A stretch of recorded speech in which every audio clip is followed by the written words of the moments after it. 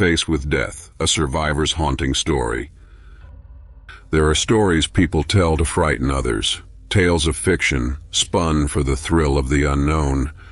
But then there are the stories people live through, the ones etched into their minds, never to be erased, the ones that leave them trembling in the dark, trying to convince themselves it wasn't real. Tonight, we'll hear from someone who faced the unimaginable and lived to tell the tale. This is not just a warning, but an invitation to tread carefully into a realm most of us can't comprehend. His voice carries the weight of a near-death experience wrapped in terror, an account that teaches us about the thin, fragile boundary between life and what lies beyond. This is the story of a man who met death in its rawest, most haunting form and survived to share the truth. Before the shadows danced and the walls whispered, his life was perfectly mundane. He tells us he was just an average person, living in an unremarkable home, surrounded by the clutter of everyday life. There was no dramatic backstory, no history of trauma that made him hypervigilant to fear.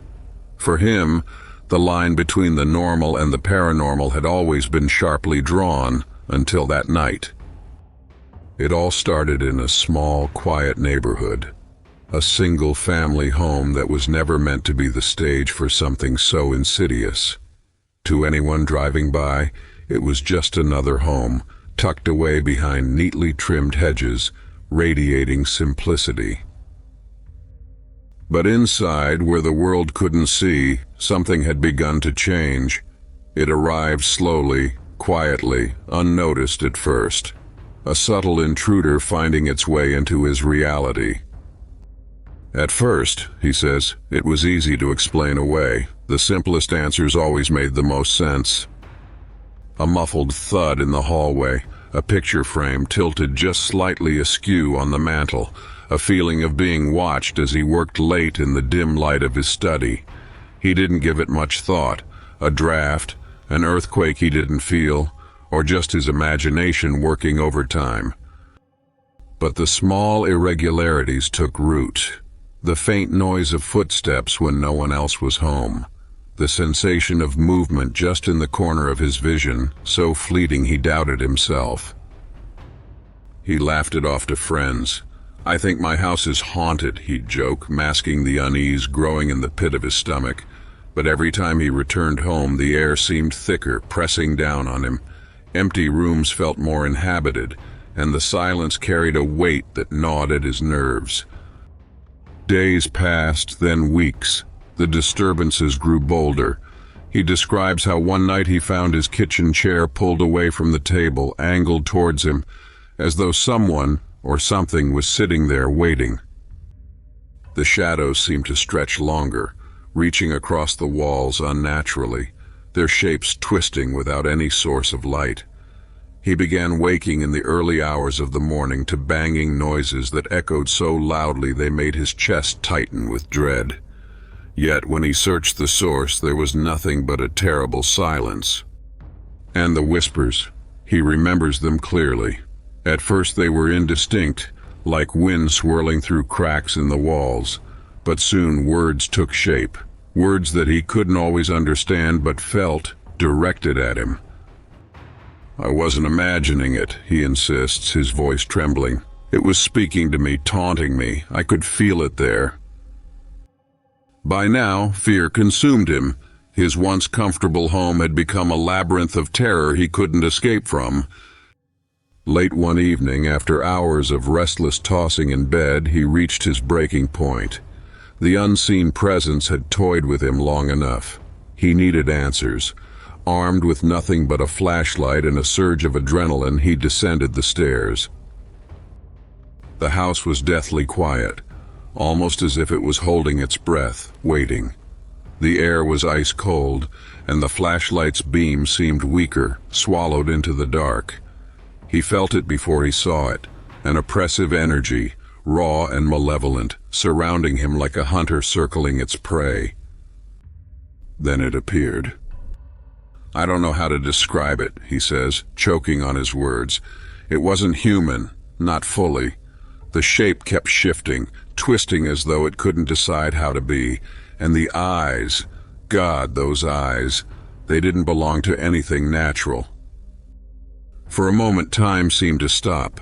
He couldn't move, couldn't breathe, couldn't think. His instinct screamed at him to run, but his body refused to obey. The thing, whatever it was, didn't move closer. It didn't have to. Its presence was so overwhelming, so consuming, that it brought him to his knees where he stood. His chest felt heavy. His lungs struggled for air. He could hear his heartbeat, slow and lagging as though it too was preparing to stop. And in those horrible moments, he didn't feel fear anymore. He felt resignation, the kind of calm that accompanies the end. I felt my life slipping away, he whispers, like it was pulling me, draining me of something I couldn't get back. Darkness began to creep into the edges of his vision, blurring the figure before him. This was it. This was death, and he was moments away from surrendering to it. Just as the last shred of awareness began to slip, something changed. He doesn't know what caused it. An inner voice, a raw instinct, or sheer stubbornness against the inevitable. But suddenly, deep within, a clarity emerged. I realized I had a choice, he says. I don't know how, but I did. In a surge of determination, he forced himself upright. He couldn't speak, couldn't scream, but he willed his body to take one step backward, then another and another. The force that had pinned him weakened with every inch he moved away. And then, as suddenly as it had started, it was gone. The weight lifted from the air, the shadows receded, and silence returned. Not the heavy, suffocating kind, but the natural stillness of the night. He collapsed, gasping for air, his walls now witnesses to the unthinkable. Hours passed as he sat there, trying to make sense of what had happened. Was it over, or was it waiting to return? He doesn't have an answer. To this day, he doesn't sleep easily in his own home. Every creak of wood and flicker of light triggers that memory, that moment when life and death stood balanced on a razor-thin line. I don't know what it wanted, he admits. But I know it wasn't done with me. It let me go, but it could have taken me if it wanted to. These incidents defy logic, challenging the boundaries of what we think we know about the world. Did he encounter the supernatural, or was this a creation of a mind pushed beyond its limits? What he does know is this: the experience changed him. He has a different understanding of fear, of survival, and of the strange, fragile thing we call life.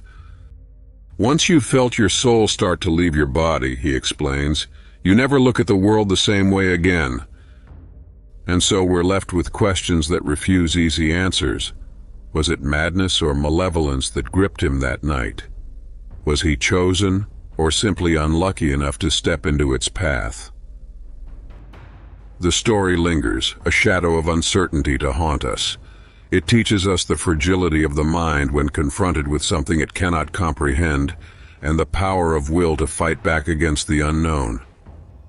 As the survivor's tale ends, he leaves us with a haunting warning.